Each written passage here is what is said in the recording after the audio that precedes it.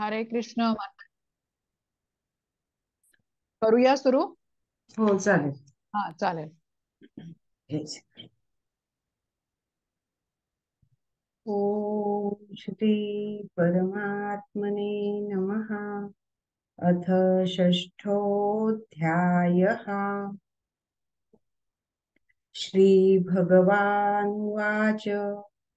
अनाश्रितः कर्मफलं कार्यं कर्म करोति यः स सन्न्यासी च योगी च न निरग्निर्न चाक्रियः.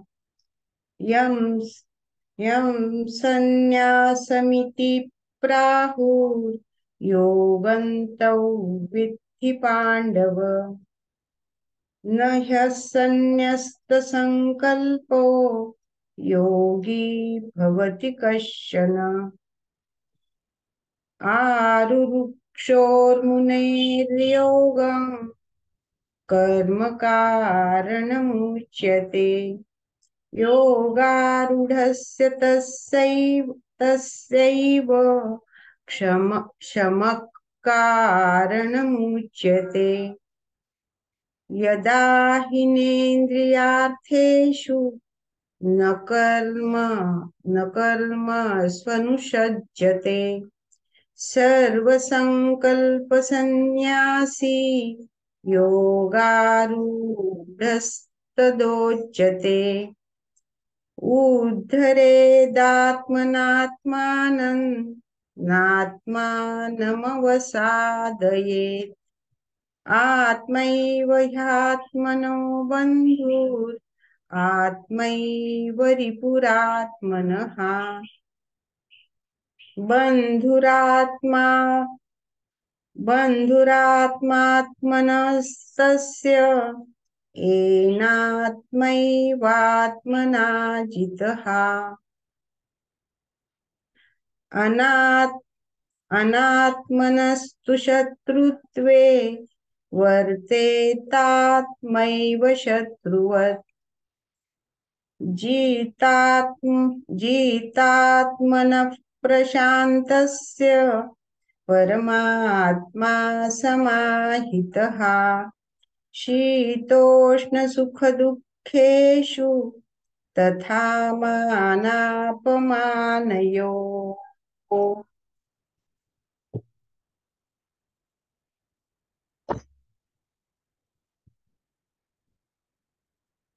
ज्ञानविज्ञानतृप्तात्मा कूटस्थो विजितेन्द्रियः. युक्त इत्युच्यते योगी समलोष्टाश्मकाञ्चन. समलोष्टाश्मकाञ्चनः. सुहृन्मित्रार्युदासीन मध्यस्थद्वेषबन्धुषु. साधुष्वपि च पापेषु समबुद्धिर्विशिष्यते. योगी युञ्जित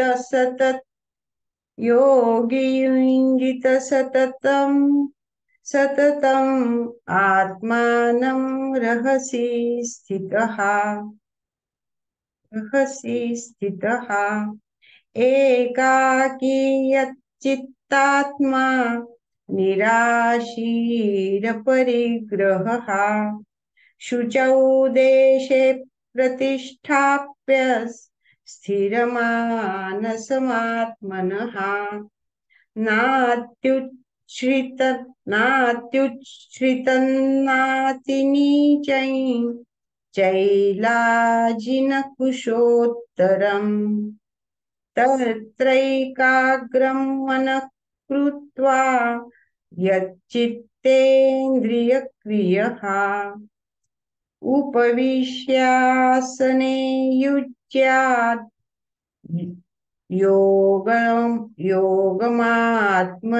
योगमात्मविशुद्धये. समं समङ्काय शिरो ग्रीवन् धारयन्नचलं स्थिरम् धारयन्नचलं स्थिरम् सम्प्रेक्ष्य नासिकाग्रं स्वं दिशश्चानवलोकयन् प्रशान्तात्मा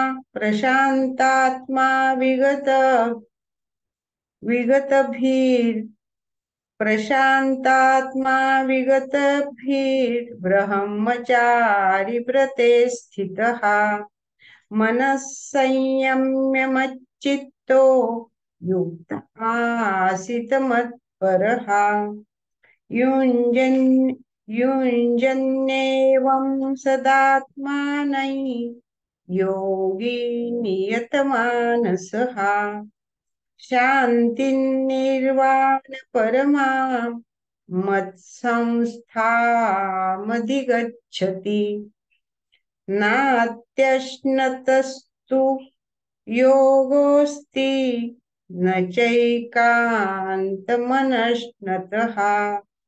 न चातिस्वप्नशीलस्य जाग्रतो नैव चार्जुन युक्ताहारविहारस्य युक्तचेष्टस्य कर्मसु युक्तस्वप्नावबोधस्य योगो भवति दुःखः यदा विनीयतं चित्तम् आत्मन्येवावतिष्ठते निःस्पृहः सर्वकामेभ्यो युक्त इत्युच्यते तदा यथा दीपो निवातस्थो नेङ्गते सोपमा स्मृता योगिनो यच्चित्तस्य युज्यतो योगमात्मनः यत्रो परमते चित्तं निरुद्धं योगसेवया यत्र चैवात्मनात्मानं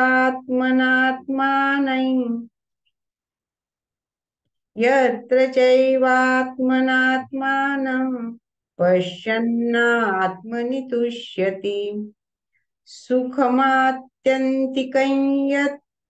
यत्तद् बुद्धिग्राह्यमतीन्द्रियं वेत्ति यत्र न चैवायं स्थितश्चलति तत्त्वतः यल्लब्ध्वा चापरल्लाभं मन्यते नाधिकं ततः यस्मिन् स्थितो न दुःखेन गुरुणापि विचाल्यते तद्विद्या दुःखसंयोग वियोगं योगसंज्ञितं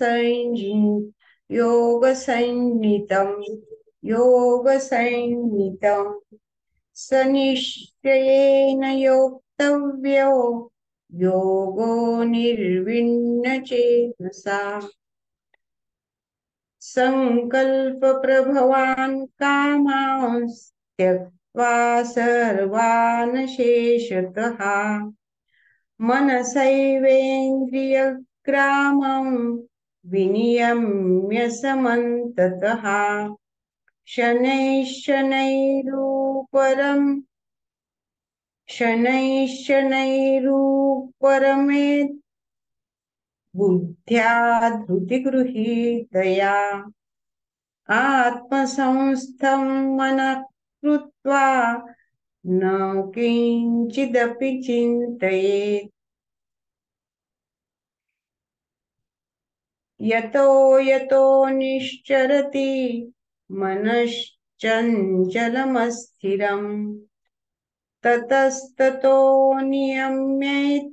नियम्यैतत् आत्मन्येव वशं नयेत् प्रशान्तमनसं हीनै योगिनं सुखमुत्तमम् उपैति शान्तरजसं ब्रह्मभूतमकल्मषम् युञ्जन्नेव युञ्जन्नेवं सदात्मानै योगी विगतकल्मषः सुखेन ब्रह्म संस्पर्शम् अत्यन्तं सुखमश्नुते सर्वभूतस्थमात्मानं सर्वभूतानि चात्मनि ईक्षते योगयुक्तात्मा सर्वत्र समदर्शनः यो मां पश्यति सर्वत्र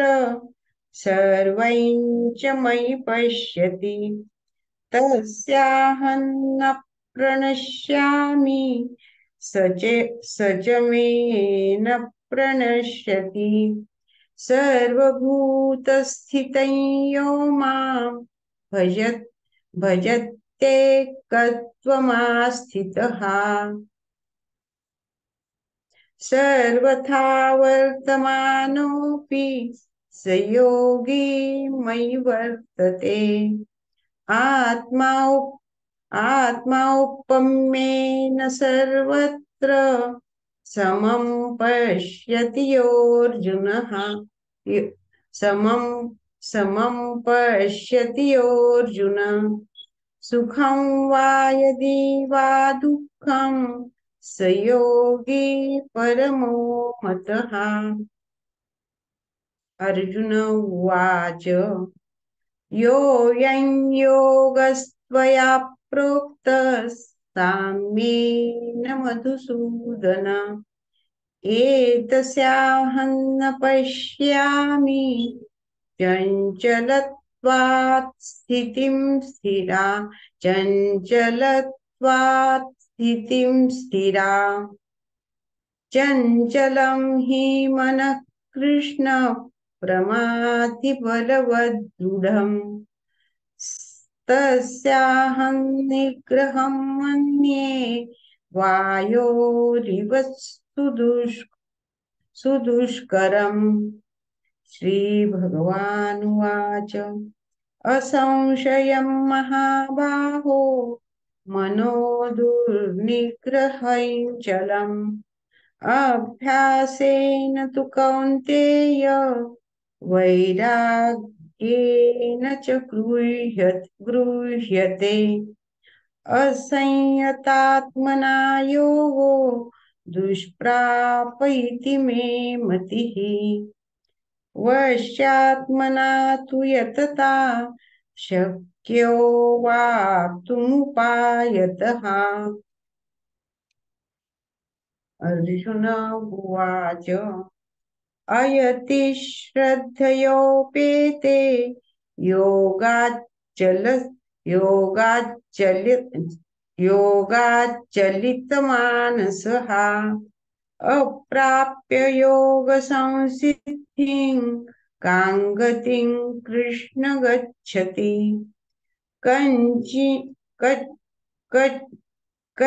कच्चिन्नो भयविभ्रष्टश्छिन्नाभ्रमीव नश्यति अप्रतिष्ठो महाबाहो विमूढो ब्रह्मणः पथि एतन्मे संशयं कृष्ण छेत्तुं रहस्य शेषतः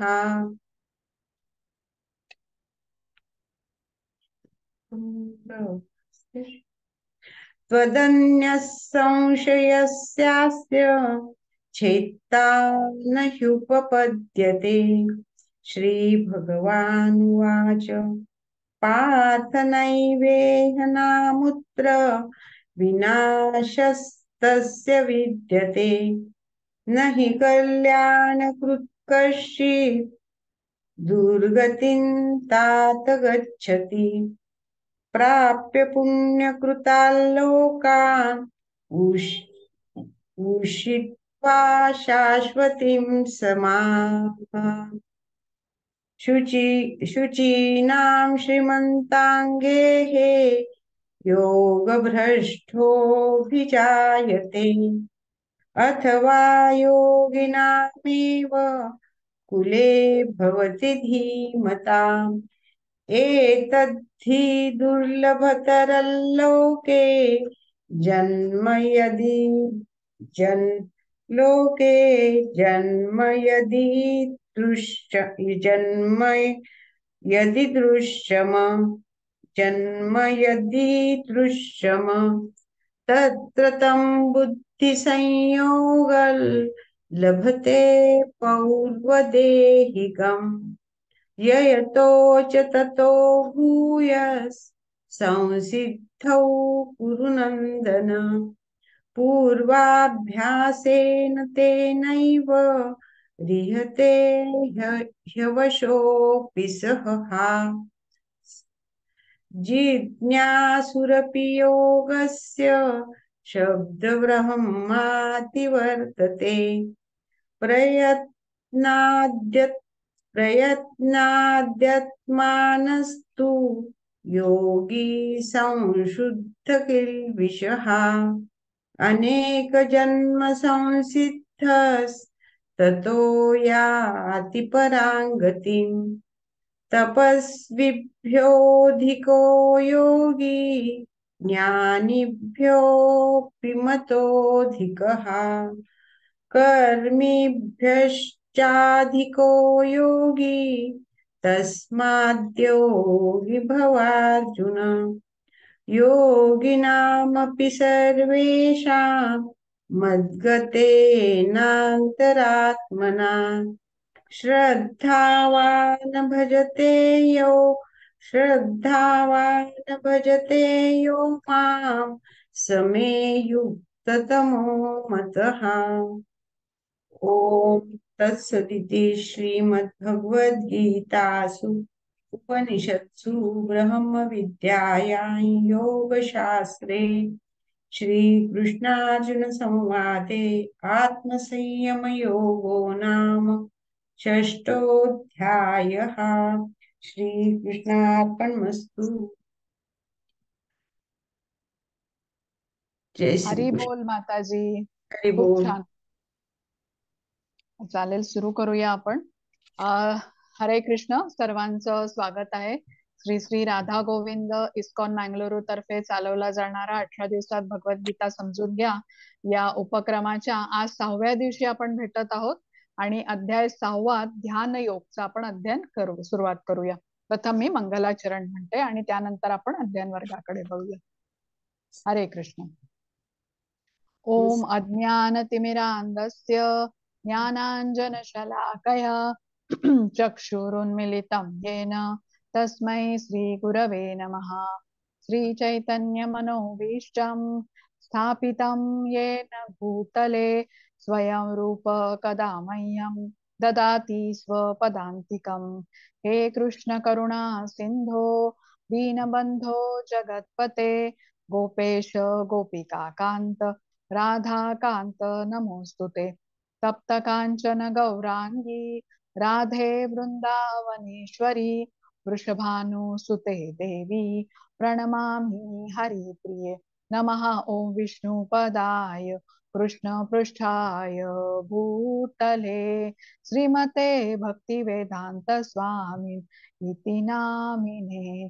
नमस्ते सारस्वते देवे गौरवाणी प्रचारिणे निर्विशेष शून्यवादी पाश्चात्य देशतारिणे. जय श्री कृष्ण चैतन्य प्रभु नित्यानंद श्री अद्वैत गदाधर श्रीवासादि गौर भक्त वृंद. हरे कृष्णा कृष्ण कृष्ण हरे हरे हरे राम राम राम हरे हरे. हरे कृष्ण.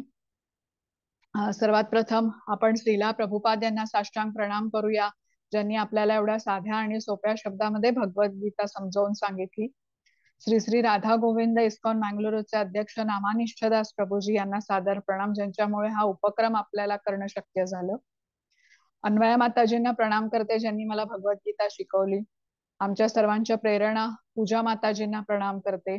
टेक्निकल टीमचे धन्यवाद देते. तसेच आज वर्गाला उपस्थित राहून सेवा देणाऱ्या प्रतिभा माताजी, मधुकर प्रभूजी, मंजिरी माताजी आणि सायली माताजी सर्वांना प्रणाम आणि तुमच्या सर्वांचं परत एकदा स्वागत आणि सर्वांना प्रणाम. आपण आता अध्ययन वर्गाकडे वळूया. तर आज आपण अध्याय 6वा करतोय, ध्यान योग.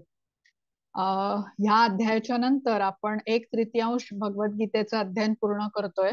एकूण भगवद्गीतेमध्ये 18 अध्याय आहेत आणि ह्याची विभागणी 3 विभागामध्ये केली जाते. पहिले जे 6 अध्याय आहेत हे कर्मयोगाचे अध्याय समजले जातात. त्याच्यामध्ये कृष्णांनी कर्मयोगाबद्दल माहिती दिलेली आहे. पुढचे म्हणजे 6 अध्याय 7 ते 12 हे अध्याय भक्तियोगाचे अध्याय आहेत आणि शेवटचे 6 अध्याय 13 ते 18 हे ज्ञानयोगाचे अध्याय समजले जातात. तर भक्तियोग हा खूप महत्वाचा विभाग आहे आणि जसं आपण प्रवासाला जातो आणि आपल्याकडे एखादी मौल्यवान गोष्ट असेल तर ती कशी आपण कपड्यांच्या मध्ये जपून ठेवतो, तसा हा भक्तियोग आहे जो कृष्णांनी कर्मयोग आणि ज्ञानयोग ह्याच्यामध्ये अतिशय जपून ठेवलेला आहे. आपण आधीचे जे 5 अध्याय बघितले ह्याच्यामध्ये आपण कर्माबद्दलची बरीच माहिती घेतलेली आहे आणि आजचा जो अध्याय आहे ध्यान योग किंवा अष्टांग योग, याच्यामध्ये आपण मन आणि इंद्रियांवरती कसा ताळ मिळवता येईल याबद्दल आपल्याला आहे. तसंच सर्वोत्तम योग कुठला याबद्दलही आपल्याला माहिती मिळणार आहे. तर प्रथम आपण श्री श्री राधा गोविंद यांना साष्टांग प्रणाम करूया, त्यांच्या चरणी प्रार्थना अर्पण करूया आपल्याला कृष्ण भक्ती प्राप्त होवो म्हणून. हरे कृष्ण. कृष्ण कृपामूर्ती श्रीला प्रभुपाद यांनाही साष्टांग प्रणाम करूया. त्यांच्यामुळेच आपल्याला हा अभ्यास करणं शक्य झालेला आहे. नाहीतर आपल्या कलियुगामध्ये आपण इतके अल्पबुद्धी असतो की भगवद्गीतेसारखे गहन विषय आपल्याला समजणं आपल्या बुद्धीच्या बळावरती शक्य नसतं. श्रीला प्रभुपादांनी आपल्याला जे मार्गदर्शन केलेलं आहे त्यासाठी आपण सदैव त्यांचे ऋणी आहोत. अध्याय 5 कालचा अध्याय होता कर्मसन्यास योग. कर्मसन्यास योगची सुरुवात कुठून झाली होती? तर अर्जुनाच्या मनामध्ये प्रश्न होता, गोंधळ होता त्याच्या मनामध्ये की मी कर्म करू की कर्माचा त्याग करू, म्हणजे कर्मसन्यास घेऊ. मग कृष्ण त्याला मार्गदर्शन करतात की कर्मयोग हा अधिक श्रेष्ठ आहे कर्मसन्यासापेक्षा. निष्काम कर्म कसं करायचं? तर आसक्ती ठेवायची नाही असं कृष्ण म्हणाले होते. कर्म करताना द्वेष करायचा नाही आणि मनाचा द्वंद्वापासून वेगळं होऊन, म्हणजे हे चांगलं हे वाईट असं न मानता कृष्णांच्या आनंदासाठी आपल्याला करायला पाहिजे, हे ज्ञान आपण कालच्या अध्यायामध्ये घेतलं होतं. आणि सगळ्यात शेवटी आपण शांती सूत्र बघितलं होतं. 5व्या अध्यायातला 29वा श्लोक खूप महत्वाचा होता. भोक्तारम यज्ञ तपसाम सर्व लोक महेश्वरम सुहृदम सर्व भूतानाम ज्ञात्वा माम शांती मृच्छती. काय अर्थ होता याचा? तर सर्व यज्ञ तपस्या यांचा परमभोक्ता मीच आहे. सर्व ग्रहलोक देवदेवतांचा परमेश्वर, सर्व जीवांचा हित करता कल्याणाची इच्छा करणारा मीच आहे. आणि हे जाणून घेणारा जो मनुष्य असतो तो सर्व भौतिक दुःखांपासून शांती प्राप्त करतो. आता भगवंत हे सर्व सर्व भौतिक प्रकृतीचे स्वामी आहेत आणि सर्व बद्ध जीव आहेत ना, हे भौतिक प्रकृतीच्या कठोर नियमांच्या अधीन आहेत. हे सत्य जोपर्यंत मनुष्य जाणून घेऊ शकत नाही तोपर्यंत त्याला शांती प्राप्त होत नाही. तर हे ह्या श्लोकाचा खूप महत्वाचा अर्थ होता. आणि आपण कर्म कसं करावं, निष्काम कर्म कसं करावं, म्हणजे कर्मफळाची अपेक्षा न ठेवता, आणि अशा प्रकारे केल्यामुळे आपली कर्मबंधनातून मुक्ती होते, कर्माची प्रतिक्रिया आपल्याला लागू पडत नाही, हे आपण कालच्या अध्यायामध्ये पाहिलं होतं. आता ज्यावेळी आपण शांती सूत्र काय आहे हे समजून घेतो, म्हणजे आपण भगवंतांना सर्वोच्च मानतो, त्वमीश्वरानाम सर्व महेश्वरम, भगवंतांवर श्रेष्ठ कोणीही नाही, हे जेव्हा आपण मान्य करतो तेव्हा आपल्याला खरी शांती प्राप्त होते. आता आजचा अध्याय जो आहे 6वा अध्याय ध्यान योग किंवा अष्टांग योग म्हटलेला आहे. तर अष्टांग योगाची अंतिम पायरी ही समाधी आहे. तर या समाधी या स्तरावर पोचायला आपल्याला काय करावं लागतं, कशी प्रगती केली पाहिजे, याबद्दल आपल्याला कृष्ण ज्ञान देत आहे तिथे. आता अष्टांग योगाचा किंवा ध्यान योगाचा अभ्यास करायचा असेल तर मन संयमित हवं. इंद्रिय तिच्या मागे पडलं का मन असेल तर हा अभ्यास करता येणार नाही. मग अर्जुनाला अनेक प्रश्न पडतात मनाच्या बाबतीत की मन तर हे चंचल आहे. मग तो कृष्णांना विचारतो, याबद्दल मार्गदर्शन करून घेतो. आणि अष्टांग योग आता कृष्णांकडून वर्णन ऐकल्यानंतर अर्जुनाच्या मनामध्ये परत एक शंका उपस्थित होते की या अष्टांग योग करताना जर का अपूर्ण राहिला तर या अयशस्वी योगाचं पुढे काय होतं, त्याबद्दलही कृष्ण आपल्याला मार्गदर्शन करणार आहे. तर आपण आजचा अध्याय समजून घेऊया. आता कसं आहे बघा हा, की जेव्हा मनुष्य भक्तीमध्ये नवीन असतो, सुरुवातीला त्याला भौतिकाबद्दल खूप आसक्ती असते. भौतिक जीवनामध्ये त्याला अनेक इच्छा असतात. त्यासाठी तो काय करतो, त्या पूर्ण करून घेण्यासाठी देवदेवतांकडे जातो, त्यांची उपासना करतो, व्रतवैकल्य करतो, नवस बोलतो. याला कर्मकांड असं म्हटलं गेलेलं आहे. अनेक वर्ष असा भक्त हा कर्मकांड करत असतो, आपल्या इच्छा पूर्ण करून घेत असतो. मग त्याला लक्षात येतं, त्याला ज्ञान मिळतं की देवदेवतांच्याही वरती सर्वोच्च असं कोणीतरी आहे. सर्व लोक महेश्वर आहे, ज्याला परमेश्वर असं म्हणतात, म्हणजे कृष्ण आहेत. आता तो कृष्णांकडे जातो, पण मागायची सवय त्याची काही पूर्ण गेलेली नसते, इच्छा अजूनही त्याच्या असतात. मग कृष्णांकडे तो आपल्या इच्छा मागतो. हा झाला आता सकाम कर्मयोगी. म्हणजे काय, तो फळ मागतो कृष्णांकडे, पण त्यातलं थोडंसं फळ आता तो कृष्णांनाही अर्पण करतो. अनेक वर्ष असं करताना आता सकाम कर्मयोग केल्यानंतर त्याला कृष्णांबद्दल आता प्रेम पण वाटू लागतं. कृष्णांबरोबर प्रेम वाटू लागल्यावरती आता तो इच्छा मागत नाही, तर तो कृष्णांच्या आनंदासाठी काम करू लागतो. तो म्हणतो कृष्णांना की मला फळ नकोय, मला बरं, तुमच्या आनंदासाठी, तुम्हाला बरं वाटतं म्हणून मी ही सगळी जप करतो, मंदिरामध्ये येतो, तुमच्या प्रेमासाठी मी ही सेवा करतो. आता अशा प्रकारे हळूहळू हा सकाम कर्मयोगी जो आहे ना, निष्काम कर्मयोगी होतो. अनेक वर्ष आता हा निष्काम कर्मयोग केल्यानंतर त्याला साक्षात्कार होतो की मी शरीर नसून मी आत्मा आहे. कुठेतरी त्याला ह्या वाटेवरती ज्ञानी भक्त भेटतात, त्यांचं मार्गदर्शन मिळतं आणि त्याला हा साक्षात्कार होतो. पण त्याची अजून पूर्ण चित्तशुद्धी झालेली नाहीये. 6 अनर्थ आपल्यामध्ये वास करतात: काम, क्रोध, लोभ, अहंकार, भ्रम आणि मत्सर. आणि हे कसं आहे, ते हळूहळू जातात आणि त्यांची निवृत्ती झाल्याशिवाय आपण कृष्णांबरोबर जोडून घेऊ शकत नाही, कृष्णांपर्यंत पोहोचू शकत नाही. तर आता हा जो कर्मयोगी आहे, त्याला आता जाणीव होते की मला माझी चित्तशुद्धी पूर्ण झालेली नाहीये, माझ्यामध्ये अजून अहंकार आहे, क्रोध आहे, हे त्याला समजतं. आणि ही चित्तशुद्धी करण्यासाठी आता मला काय करावं लागणार, त्याच्यासाठी तो आता ध्यान योगाकडे वळतो. आता मी तुम्हाला काही चित्र आता इथे स्लाइड वरती दाखवते, तर तुम्ही बघा, तुम्हाला काय वाटतंय हे चित्र बघून. आणि इथे प्रश्न विचारलाय, हा योग आहे का? आपण चित्र बघूया पुढची, त्याने आपल्याला जरा समजेल. बघा, आता हा एक माणूस आहे, तो शीर्षासन करताना तुम्हाला दाखवलेला आहे. हा पण माणूस आता आपलं डोकं मातीमध्ये पुरून काहीतरी आसन करतो आहे. हा पण माणूस असंच आपलं डोकं त्याने मातीमध्ये पुरून गेलेला आहे आणि शीर्षासन करताना सगळे लोक पण बघतायत त्याच्याकडे. आता हा योग आहे का? आपण भगवद्गीतेमध्ये समजून घेतलं, योग म्हणजे काय, तर कृष्णांच्या बरोबर जोडून घेणं, याला योग म्हणतात. ही आधीची जी आपण चित्र बघितली, ह्याच्यात आपल्याला वाटतंय का कुठे आहे हा कृष्णांबरोबर जोडून घेतलेला आहे का या व्यक्तींनी अशा प्रकारे आसन करून? नाही नाही. नाही. नाही वाटत आहे, बरोबर ना. कोणी मातीमध्ये आपलं डोकं पुरलेलं आहे, कोणी वेड्या वाकड्या अशा शारीरिक आसनं केलेली आहेत, त्याच्यात कुठे कृष्णांच्या बरोबर जोडून घेतलेलं नाहीये. हे काही परदेशातली चित्र आहेत बघा. हा, हे व्यक्ती जे आहेत सगळे काहीतरी बियर वगैरे पित आहेत आणि याला बियर योगा असं म्हटलं जातं. नंतर ही बघा बाई आहे, हिने आपल्या पाठीवरती एका बकरीला उभं केलेलं आहे, बॅलन्स करते ती, आणि त्याला ती काहीतरी गोट योगा वगैरे असं त्यांनी नाव दिलेलं आहे. एका ऑफिस मधलं चित्र आहे, त्यांनी सगळ्या टेबल खुर्च्या बाजूला सरकवल्यात, ते व्यायाम करतायत. त्यानंतर इथे काही पुस्तकांची नावं आहेत, योगा हा शब्द वापरून, योगा फॉर प्रेग्नन्सी, नंतर yoga for physical and mental health, अशी वेगवेगळी त्यांनी योगा या शब्दाचा वापर केलेला आहे. इथेही तेच आहे, yoga secrets for business success, tennis yoga इत्यादी. तर आपण समजून काय घ्यायचंय, की जो अर्थ आपण समजून घेतला भगवद्गीतेबरोबर, की कृष्णांबरोबर जोडून घेणे म्हणजे योग, इथे सांगितलेला अर्थ हा वेगळा आहे. या ठिकाणी दाखवलेले जे प्रकार आहेत ते आपण व्यायाम प्रकार म्हणू शकू. शरीर तंदुरुस्त राहावं, लवचिक राहावं, या हेतूने केलेले हे व्यायाम प्रकार आहेत, पण योग नाही. आपण कर्मयोग म्हणजे काय, कर्माच्या द्वारे कृष्णांबरोबर जोडून घेणं. ज्ञानयोग म्हणजे ज्ञानाच्या द्वारे कृष्णांबरोबर जोडून घेणं. आणि काल आपण कर्म संन्यास योग पाहिला, ज्याच्यामध्ये कर्माच्या प्रतिक्रियेच्या त्यागाद्वारे कृष्णांबरोबर जोडून घेणं. आणि आज ध्यान योग, ध्यान करून कसं कृष्णांवरती जोडून घेता येतं ते बघतोय.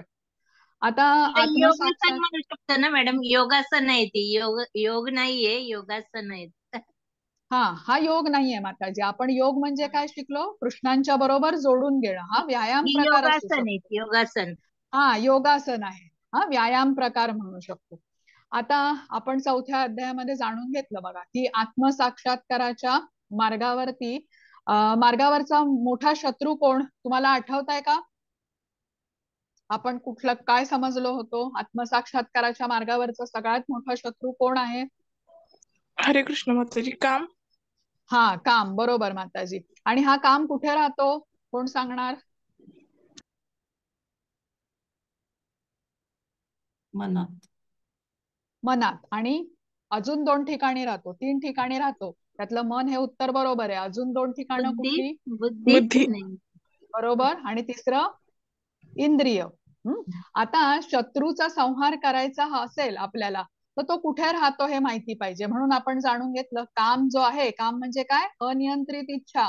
आणि त्या इच्छा पुऱ्या करत असताना आपण कृष्णांपासून दूर गेलो, म्हणून हा आत्मसाक्षात्काराच्या मार्गावरचा शत्रू मानला जातो. मन, बुद्धी, इंद्रियामध्ये तो राहतो. आता शत्रूचा संहार करायचा, तर आपल्याला तो कुठे राहतो हे आपण जाणून घेतलं. मग करण्याचा मार्ग कुठला आपण समजून घेतला होता? बुद्धीला सबळ करायचं. बुद्धी सबळ कशी होणार?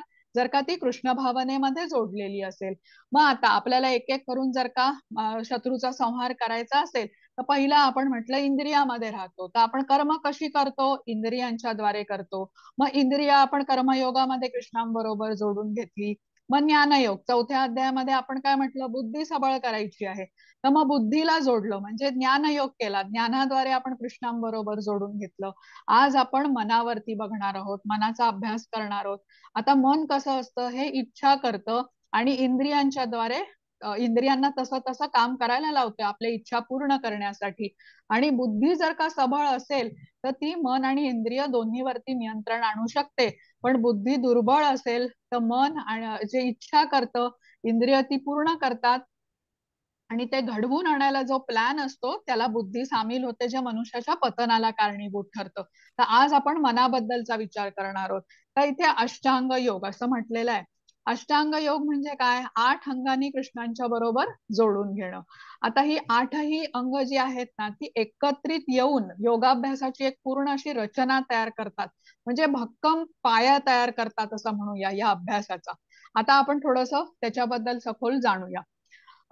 त्याच्यामध्ये बघा सगळ्यात पहिलं म्हणजे यम म्हटलेलं आहे. तर यम म्हणजे काय? तर नियम, काही बाह्य नियम असतात जे आपल्याला पाळावे लागतात.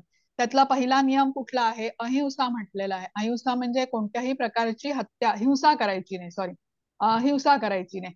मग ती हिंसा कुठल्या? काया, वाचा आणि मनसा तिन्ही लेवलला करायची नाही. काया म्हणजे शारीरिक हत्या कोणाची करायची नाही, वाणीने कोणाला दुखावणारे शब्द बोलायचे नाही, अपमानास्पद बोलायचे नाही.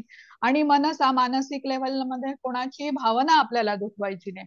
मग सत्य म्हटलेलं आहे, खरेपणा. साधकाने नेहमी सत्यतापूर्वक जगायला पाहिजे. अस्तेय, अस्तेय म्हणजे काय? तर चोरी करायची नाही, आपल्या मालकीचं जे नाही ते काही आपण घ्यायचं नाही. मग ब्रह्मचर्य, ब्रह्मचर्यामध्ये आत्मसंयम खूप महत्वाचा असतो. धैर्य पाहिजे, इच्छाशक्ती पाहिजे. म्हणजे साधकाच्यासाठी हे सगळे खूप महत्वाचे गुण आहेत. त्याच्यानंतर येतं अपरिग्रह. अपरिग्रहामध्ये आपल्याला लोभ सोडावा लागतो. गरजेपेक्षा अधिक गोष्टींचा आपण त्याग करायचा आहे.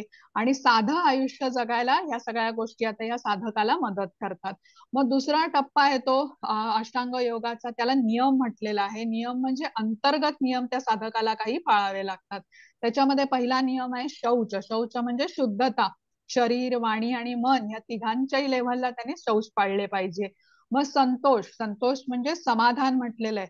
साधकाला समाधानी राहता आलं तर त्याची हाव कमी होते भौतिकाकडची, त्याची गरजा कमी होतात आणि ज्या गोष्टी मिळाल्या आहेत त्याच्याबद्दल त्याची कृतज्ञता वाढते.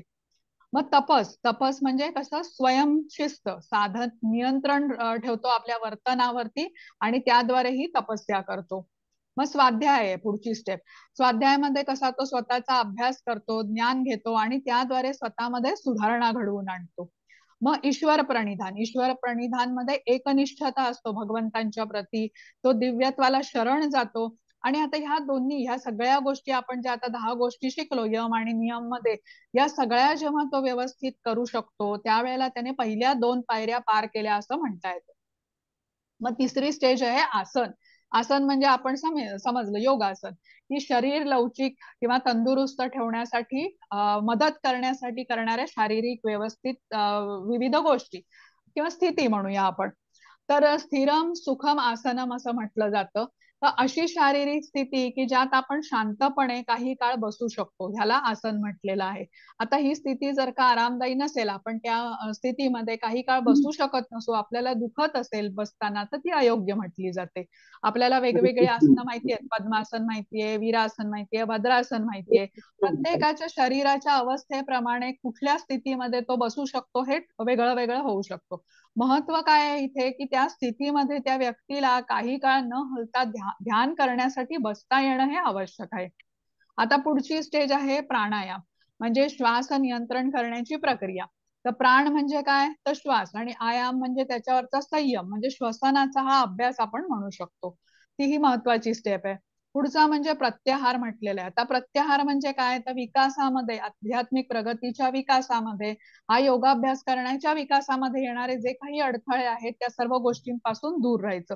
म्हणजे साधकाच्या मनाची जी प्रतिकार शक्ती आहे ना, ती त्याने खूप बळकट होते. पुढचं आहे धारणा. धारणामध्ये म्हणजे काय होतं, अविचलित एकाग्रता. खूप सराव लागतो ह्या स्टेजला पोचायला. अविचलित एकाग्रता भगवंतांवर असायला हवी किंवा केंद्रित करायला हवी. कुठला बिंदू किंवा कुठली ज्योती असं इथे अपेक्षित नाहीये, लक्षात ठेवूया. आणि ध्यान म्हणजे मेडिटेशन ज्याला म्हणतो. आता धारणा कसं असतं की कुठल्याही एका गोष्टीवरती लक्ष केंद्रित होतं, पण ते अधूनमधून केलं जातं लक्ष केंद्र. ध्यान म्हणजे काय की कोणत्याही प्रक्रियेला इतर कुठल्याही गोष्टीचा विचार न करता संपूर्णपणे लक्ष मनावरती केंद्रित करणे, त्या गोष्टीवरती केंद्रित करणे. आणि त्याच्या पुढची स्टेज म्हणजे जी आहे धारणा ध्यानच्या नंतर समाधी, ही अखेरचा टप्पा आहे योगाभ्यासातला, किंवा अंतिम अवस्था अशी म्हणू शकते. आता जेव्हा या 8ही पायऱ्या साधक पार करतो, तेव्हा अष्टांग योग पूर्ण केला असं म्हटलं जातं.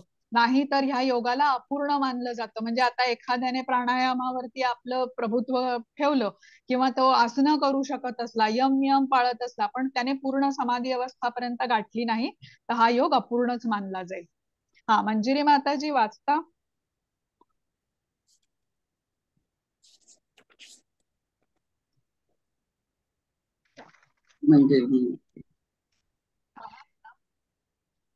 मंजिरी माताजी नाही आहेत का? हा हा हा आहे, हरे एक मिनिट. कृष्ण माताजी. यम म्हणजे हम्म. कोण, मी वाचू की दुसरं कोणी वाचतंय? हो, नाही नाही, मंजिरी माताजी वाचा ना तुम्ही. हा. त्याने निर्जन ठिकाणी एकटे राहावे आणि नेहमी काळजीपूर्वक आपल्या मनावर नियंत्रण ठेवावे. नियम: त्याच्या खाणे, झोपणे, काम करणे आणि करमणुकीच्या सवयींमध्ये संयमी. आसन: कुशा कुशा म्हणजेच गवत जमिनीवर ठेवा आणि नंतर ते हरणाच्या कातड्याने झाकून टाका. आसन खूप उंच किंवा खूप खालचे नसावे आणि ते एखाद्या पवित्र ठिकाणी असले पाहिजे. व्यक्तीने आपले शरीर, मान आणि डोके सरळ रेषेत धरावे आणि नाकाच्या टोकाकडे स्थिरपणे पाहावे.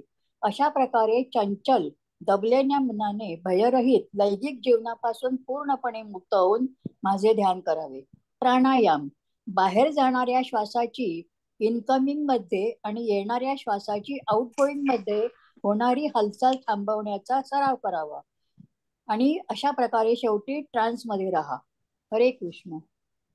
पुढचं पण वाचा माताजी. प्रत्याहार: भौतिक भौतिक अस्तित्वाचा अंत धारणा त्याच्या मानसिक क्रियाकलापांना शिस्त लावते आणि सर्व भौतिक इच्छांपासून रहित अतिरिक्त स्थितीत स्थित होतो. त्याला योग प्राप्त झाला असे म्हणतात. ध्यान: वारा नसलेल्या ठिकाणी जसा दिवा डगमगत नाही, त्याचप्रमाणे दिव्यवादी ज्याचे मन नियंत्रित आहे, तो दिव्य स्वरूपाच्या ध्यानात सदैव स्थिर राहतो. आणि समाधी: माणूस कधीही डळमळत नाही, अगदी मोठ्या अडचणीतही. भौतिक संपर्कातून उद्भवणाऱ्या सर्व दुःखांपासून हे खरे स्वातंत्र्य आहे. हरे कृष्ण. हरे कृष्ण. बघा, माताजींनी आपल्याला जे वाचून दाखवलं, याच्यावरून काय वाटतंय बरं आपल्याला? हे योग पद्धतीचं वर्णन जे संक्षेपात आपण वाचलं, ते करायला सोपं आहे का? यम, नियम, आसन, प्राणायाम, प्रत्याहार, धारणा, ध्यान, समाधी, कसं वाटतं तुम्हाला? करू शकतो का आपण हे सहजासहजी? नाही. नाही करू शकत, अवघड वाटतंय, हो ना? बरोबर आहे. कलियुगामध्ये आपण आता एवढं एकांत स्थान कुठून शोधणार जिथे या सर्व गोष्टी आपण करू शकू? हो ना, अवघड आहे सगळं. आणि ही गोष्ट पण जिथे आपल्याला सांगितलेली आहे अर्जुनाची, ती 5,000 वर्षांची पूर्वीची गोष्ट आहे बघा. त्यावेळेला कुठे इंटरनेट नव्हतं, टीव्ही नव्हता, सोशल मीडिया नव्हता, वेब सिरीज वगैरे अशी काही डिस्ट्रॅक्शन्स नव्हती. आता अर्जुन इथे पुढच्या श्लोकात म्हणणार आहे की हा मार्ग मला काही अव्यावहारिक वाटतोय, कारण सर्वांनाच हा योग करणं कठीण वाटतंय आपल्याला. मग कृष्णांनी आता हा योग का सांगितला बरं? हा एवढा योग कठीण योग आहे, तर कृष्णांनी हा मार्ग का सांगितला असेल बरं अर्जुनाला? तर त्याचा अर्थ समजून घेऊया पहिल्यांदा. पुढचा आता अध्याय जो आहे ना भक्ती योगाचा आहे.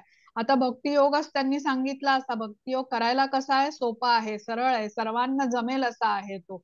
तर पहिल्यांदाच भक्ती योग आपल्याला सांगितलं असता तर आपण त्यालाही अवघड मानलं असतं. आपण कलियुगी आहोत ना, तर आपल्या त्याला सगळ्यांनाच आपण अवघड मानतो की आम्हाला हे जमणारच नाही. म्हणून प्रथम त्यांनी अष्टांग योग सांगितला आणि त्याच्यानंतर मग आता आपल्याला ते भक्ती योगाचं ज्ञान देणार आहे. तर लक्षात घेऊया, हा अष्टांग योग करायला काही सोपा नाहीये. आता आपण हा आता इथे हा ही स्लाइड झालेली आहे. आता या श्लोकामध्ये श्लोकामध्ये नाही, चित्रामध्ये आपण एक ती आधी गोष्ट ऐकली होती द्रोणाचार्य आणि त्यांच्या सर्व शिष्यांची, ज्याच्यामधून आपण जाणून घेतलं होतं की हा अर्जुन किती एकाग्र चित्त आहे. त्यांनी एक पक्षी टांगला होता द्रोणाचार्यांनी आणि सगळ्यांना सांगितलं होतं की प्रथम मी विचारतो त्या प्रश्नाचं उत्तर द्या आणि मग मी तुम्हाला नेम धरायला सांगतो त्या पक्षाच्या डोळ्यामध्ये. तर सगळ्यांनी वेगळी वेगळी उत्तर दिली होती, पण अर्जुन एकमेव होता ज्याने सांगितलं की मला फक्त पक्षाचा डोळा दिसतो आणि त्याला नेम धरायला त्यांनी सांगितलं होतं. तसंच द्रौपदीच्या स्वयंवरामध्ये अर्जुनाने खाली पाण्यामध्ये बघत वरती फिरणाऱ्या माशाच्या डोळ्यामध्ये नेम धरला होता. त्यामुळे आपल्याला त्याची क्षमता माहिती आहे, त्याची एकाग्र चित्त असण्याची, त्याच्या लक्षावरती किती तो केंद्रित आहे हे आपल्याला माहिती होतं. तर असा हा अर्जुन जो होता की नाही, एका जन्मामध्ये गत जन्मामध्ये नरनारायणापैकी तो नर पण होता. पुढच्या एका ह्या गोष्टीमध्ये आहे की अतिशय ताकदीचा तो शूर योद्धा असा होता. सर्व देवी देवता त्याचं कौतुक करत असत. तसं शंकराला पण एकदा वाटलं की हा एवढा कुशल योद्धा आहे का, याची आपण परीक्षा घेऊया, याची योग्यता तपासूया. म्हणून शंकर एका भिल्लाचा वेश धारण करून येतात आणि अर्जुन एका रानडुकराची शिकार करत असतो. तर त्याच वेळेला शंकरही त्या ह्याच्यावरती डुकरावरती बाण मारतात. दोघांचेही बाण एकत्र लागतात. अर्जुन शिकार घ्यायला पुढे येतो, तर त्यावेळेला त्याला थांबवतात. ते म्हणतात मी बाण पहिला मारलाय, ही शिकार मी घेऊन जाणार. तर अर्जुन म्हणतो नाही, बाण माझा पहिला लागलाय. आता दोघांमध्ये आता ठरतं की आपण युद्ध करूया, जो युद्ध जिंकेल तो ही शिकार घेऊन जाईल. आणि खूप अटीतटीचं युद्ध होतं दोघांमध्ये, कोणीच हरत नाही, कोणीच जिंकत नाही अशी परिस्थिती होते. खूप वेळ युद्ध चालतं आणि मग शेवटी शंकराला खूप कौतुक वाटतं अर्जुनाचं आणि मग ते आपल्या मूळ रूपात येतात, अर्जुनाला आशीर्वाद देतात आणि त्याला पशुपती अस्त्र बहाल करतात. तर आपल्याला समजतं ह्यावरून अतिशय कुशल असा योद्धा होता, एकाग्र चित्त होता आणि प्रचंड ताकदीचा शूर योद्धा असा होता हा अर्जुन. हा आता प्रभूजी श्लोक वाचा. हरे कृष्ण. म्यूट आहात तुम्ही प्रभूजी. हरे कृष्ण. हरे कृष्ण. हरे कृष्ण. चंचलम हि मन कृष्ण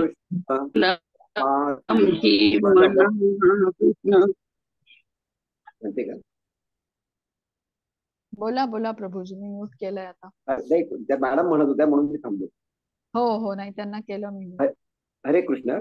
चंचलम हि मन कृष्ण प्रमाति बलवत् दृढम तस्याहं निग्रहं मन्ये वायुरीव सुदुष्करम. हरे कृष्ण. हरे कृष्ण. मंजिरी माताजी. हरे कृष्ण. हे कृष्णा, मन हे चंचल, अशांत, जिद्दी आणि अतिशय बलवान आहे आणि त्याला वश करणे माझ्या मते वाऱ्यावर नियंत्रण ठेवण्यापेक्षा कठीण आहे. हरे कृष्ण. हरे कृष्ण. आता हा पण खूप महत्वाचा श्लोक आहे. आता अर्जुन किती प्रामाणिक आहे बघा, तो कबूल करतोय, त्याने मान्य केलंय की चंचलम ही मनहा कृष्ण. आता तो अर्जुनांना म्हणतो, कृष्णांना म्हणतोय की कृष्णा, तुम्ही हा कुठला योग मला करायला सांगतात? अष्टांग योग. मन कसं आहे? चंचल आहे, अशांत आहे, जिद्दी आहे आणि अतिशय बलवान आहे आणि या मनावरती ताबा मिळवणं हे अतिशय कठीण आहे. चंचल मनाला संयमित करणं कठीण आहे. इथे वायूची उपमा दिलेली आहे बघा, त्याला वायूला नियंत्रण करणं अवघड आहे, तर मन तर वायूपेक्षा चंचल आहे. मग आता अष्टांग योगामध्ये सांगितलेल्या ह्या धारणा, ध्यान, समाधी ही मी कशी काय करू शकतो? मला हे करताच येणार नाही. आता आपण आधीच्या स्लाइड्स मध्ये समजून घेतलंय की अर्जुन कसा आहे, अतिशय कुशल योद्धा आहे, किती एकाग्र चित्त आहे, नेम धरायला आता किती एकाग्रता लागते, आणि अर्जुनाने ते सिद्ध करून दाखवलंय. पण तोही म्हणतो आहे की वायूपेक्षा चंचल मनाला नियंत्रण करणं अवघड आहे. हा योग मला जमण्यासारखा नाही असं कृष्णांना सांगतोय. आता चंचल मनाला नियंत्रणाखाली ठेवणं हे जर का अर्जुनाला जमण्यासारखं नाहीये, तर आपण तर अर्जुनापुढे कोणीच नाही आहोत. आपल्याला तर हा जमणं शक्यच नाही. आता ह्याच्यावरती कृष्ण काय उत्तर देतात ते आपण बघूया. वाचता माताजी, मंजिरी माताजी? हो हो, वाचते. हरे कृष्ण. धन्य भगवान म्हणाले, हे कुंतीच्या पराक्रमी पुत्रा, चंचल मनाला आवर घालणे निसंशय कठीण आहे, परंतु निरंतर अभ्यासाने आणि अलिप्ततेने ते शक्य आहे. ज्याचे मन बेलगाम आहे त्याच्यासाठी आत्मसाक्षात्कार हे अवघड काम आहे, पण ज्याच्या मनावर ताबा आहे आणि जो योग्य मार्गाने प्रयत्न करतो त्याला यशाची खात्री आहे. हरे कृष्ण. हरे कृष्ण. आता इथे कृष्ण उत्तर देतात, मान्य करतात कृष्ण की चंचल मनाला संयमित करणं अवघड आहे, पण अशक्य नाही असं कृष्ण म्हणाले. कसं करू शकतो? तो योग अभ्यासाने आपण हे करू शकतो. अनासक्तीद्वारे किंवा अलिप्त राहून आपण मनावरती नियंत्रण ठेवू शकतो. पण ज्याचं बेलगाम मन आहे, त्याच्यासाठी मात्र आत्मसाक्षात्कार अवघड आहे. आता योग्य अभ्यास आणि वैराग्य किंवा विरक्ती म्हणूया, याद्वारा चंचल मनाला नियंत्रित ठेवता येऊ शकतं. आता आपण आपल्या घरी लहान मुलं असतात बघा, आता उन्हाळ्याच्या सुट्ट्या सुरू होतात, सगळ्या मुलांच्या क्रिकेटच्या काहीतरी 2 महिने शिकतात, टेनिस शिकतात, मुली नृत्य शिकायला जातात. तर या सगळ्यासाठी अभ्यास लागतो ना, मग परफेक्शन येतं, त्यांना वेळ द्यावा लागतो. कुठला शॉर्टकट असत नाही या गोष्टींमध्ये, म्हणजे अभ्यास करावा लागतो. तसंच इथे कृष्ण सांगतायत आपल्याला, अभ्यास येणं तू कौंतेय आणि वैराग्येण च गृह्यते, असा श्लोक आहे. तो श्लोक इथे घेतलेला नाहीये, पण त्याचा अर्थ काय आहे की अभ्यासाने आणि अनासक्तीने किंवा भौतिकाच्या अलिप्ततेने होऊ शकतं. आता अभ्यास कुठला आपल्याला सांगितलाय, तर इथे श्रवणम, कीर्तनम, स्मरणम हे जेवढं आपण अधिक करू तेवढा आपला चांगला सराव होईल. कृष्णांपासून दूर नेणाऱ्या ज्या गोष्टी आहेत आपल्याला त्या टाळून आपल्याला ह्या गोष्टींचा अभ्यास केला पाहिजे. आणि या तिन्ही गोष्टींमध्ये श्रवणम, कीर्तनम, स्मरणम मध्ये श्रवण हे अधिक शक्तिशाली आहे. आता भौतिकाची आसक्ती, दुसरा पार्ट कृष्णांनी सांगितला. पहिला अभ्यास आपण बघितला आणि अनासक्ती सांगितलं. आता अनासक्ती आपल्याला बघा, भौतिकाप्रती सर्वांना खूप आसक्ती असते. मग कृष्ण काय सांगतात की ही भौतिकातली आसक्ती तुम्हाला सोडायची असेल तर तुम्हाला ती आसक्ती माझ्यावर वळवायला हवी, माझ्यावर आसक्त व्हायला हवं. म्हणजे हा भौतिकातला स्वाद सोडून कृष्णांच्या भक्तीचा स्वाद आपल्याला घ्यायला हवा. निम्न स्वाद सोडून उच्च स्वादाकडे वळायला हवं. आता एखादा गरीब माणूस असेल, तो आपली मीठ भाकर खाऊन आपला राहतोय, पण त्याला जर का तुम्ही रोज पनीरची भाजी दिली तर आता त्याला परत ते मीठ भाकर खायला आवडेल का? नक्कीच आवडणार नाही. तसंच आहे, ज्या वेळेला आपण कृष्णांच्या भक्तीकडे वळतो, त्यांच्या भक्ती रसाचा आस्वाद घेतो, त्यावेळेला आपल्या हे जे भौतिकातले जे स्वाद आहेत ना, तुच्छ वाटायला लागतात त्या गोष्टी पुढे. आणि जसं आपण कमळाचं उदाहरण घेतो बघा, कमळ कसं चिखलात उगवतं, पण ते ऊर्ध्व दिशेने वाढतं आणि फुलताना त्याच्या चिखलाचा स्पर्शही त्याला होत नाही. तर हे आपण लक्षात ठेवूया, उच्च स्वादाकडे आपल्याला वळवायचं आहे. आसक्ती आपल्याला कृष्णांच्या प्रती ठेवायची आहे, भौतिकाची आसक्ती आपल्याला हळूहळू कमी करायची आहे. आता मन मित्र आहे का शत्रू? तुम्हाला काय वाटतं बरं, ह्या प्रश्नाचं उत्तर काय आहे? मन मित्र आहे. मित्र पण आहे, शत्रू पण. मन मित्र आहे. अजून कोणाला काय सांगायचंय? दोन्ही आहे, मित्र पण शत्रू पण. मन मित्र आपण पण जसा आहे, विचार शत्रू करू पण. तसं मन आहे. चांगला बरं केला तर मित्र आहे आणि शत्रू पण आहे. बरं, कुठल्या मनाला मित्र म्हणणार? मित्र का म्हणायचं मनाला आणि शत्रू का म्हणायचं हे सांगा बरं. मन आपला ऐकत असेल तर आपला मित्र आणि मन आपला ऐकत नसेल तर शत्रू. हा, आपलं म्हणजे नक्की कोणाचं? स्वतःच.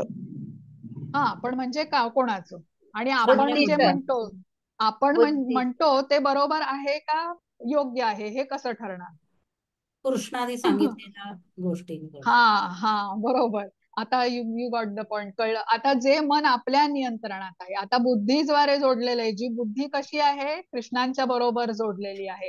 हा, तर ती बुद्धी सबळ झाली ना. मन कसं असतं? नेहमी द्वंद्वामध्ये असतं, संकल्प विकल्प करत राहतं. आणि जे मन कृष्णांबरोबर जोडलेलं नाही ते आपल्याला योग्य मार्गदर्शन करेलच असं सांगता येत नाही. म्हणून हे महत्वाचा प्रश्न आहे.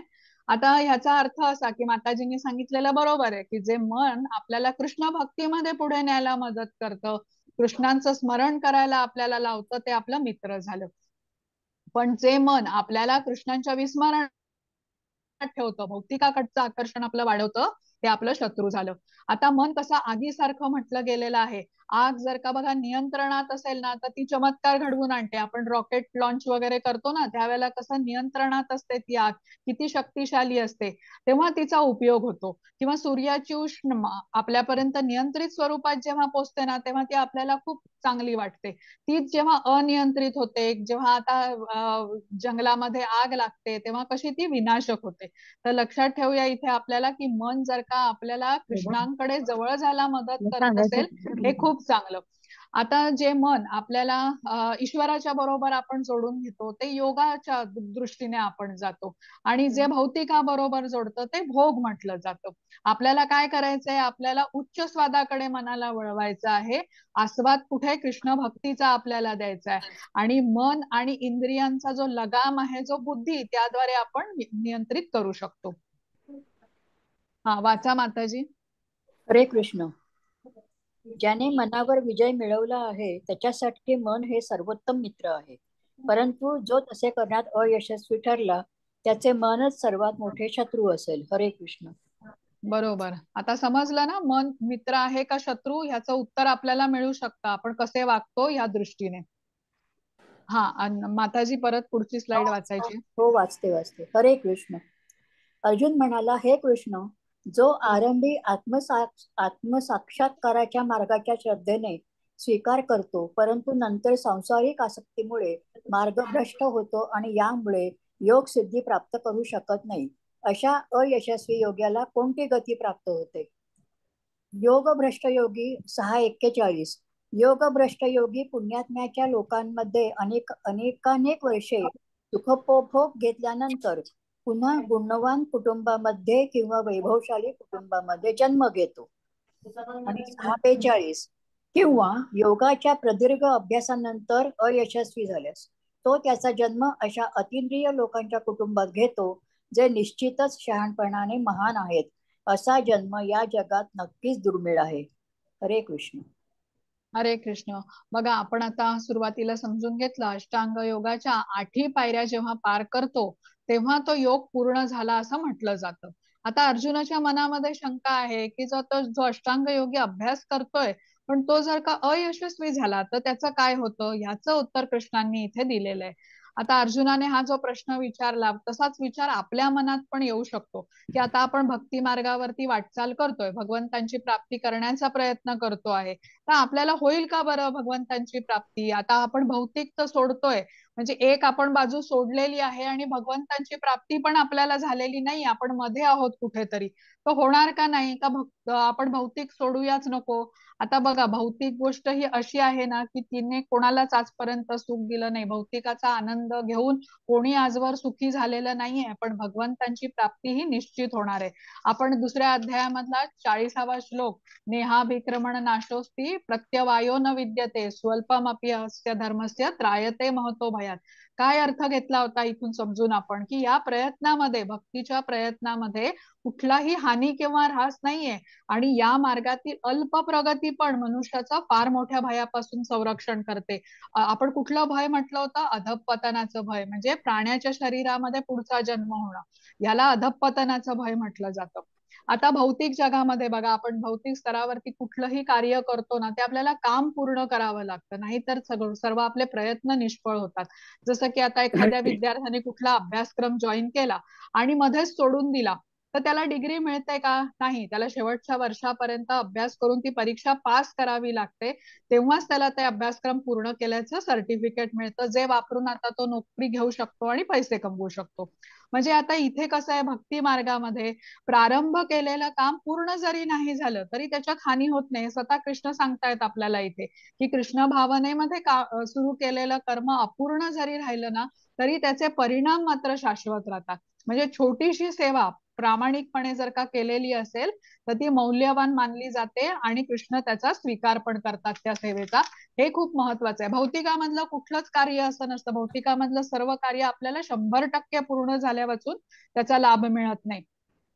राम सेतू आपण बांधला होता, म्हणजे आपण बघितलंय ती गोष्ट. राम सेतू जेव्हा बांधला गेला, मोठे मोठे वानर बघा ते दगड आणून टाकत होते आणि ती छोटीशी खार होती, ती आपली सेवा देत होती. तिथे तिचं एवढीच सेवा होती, पण प्रभू रामचंद्रांनी ती स्वीकार केलेली आहे. तर लक्षात ठेवूया आपण इथे, भौतिकाचा आनंद हा आपल्याला सुख देणार नाही हे निश्चित आहे कितीही केलं तरी, पण भगवंतांची प्राप्ती आपल्याला होईल आणि हळूहळू आपण केलेले प्रयत्न पण भगवंत त्याची नोंद घेतात. आता अर्जुनाचा जो प्रश्न आहे की अष्टांग योगाचा अभ्यास जर का पूर्ण झाला नाही तर त्याचं काय होतं, यावरती कृष्ण काय उत्तर देतात की आता पहिला योगी ज्याने काही काळ आता भक्ती केली आणि त्याची भक्ती थांबली काही कारणाने, तर तो त्याचं काय होतं पुढे, तर तो अनेक वर्ष सुख उपभोगतो उच्च ग्रहामध्ये जाऊन, आणि त्यानंतर परत गुणवान वैभवशाली कुटुंबात त्याचा परत जन्म होतो. आता वैभवशाली कुटुंब का म्हटलंय, संपन्न कुटुंब का म्हटलेलं आहे, कारण त्याला त्याच्या आता उदरनिर्वाहाची काळजी राहत नाही, तो भक्तीमध्ये परत प्रगती करू शकतो. आता समजून घेऊया इथे की भगवंतांची जी भक्ती आहे ना, हा कंटिन्युअस प्रोसेस आहे. आता ह्या जन्मात आपण 10% भक्ती केली तर पुढच्या जन्मामध्ये 11व्या टक्क्यापासून आपण सुरुवात करणार आहोत. भौतिक जगातली कुठलीही गोष्ट अशी नसते. आता ह्या जन्मामध्ये एखादा मनुष्य खूप विद्वान असेल, डॉक्टर असेल किंवा डॉक्टरेट त्याने घेतलेली असेल, पण मृत्यू बरोबर त्याचं जे काही ज्ञान आहे ते संपणार आहे.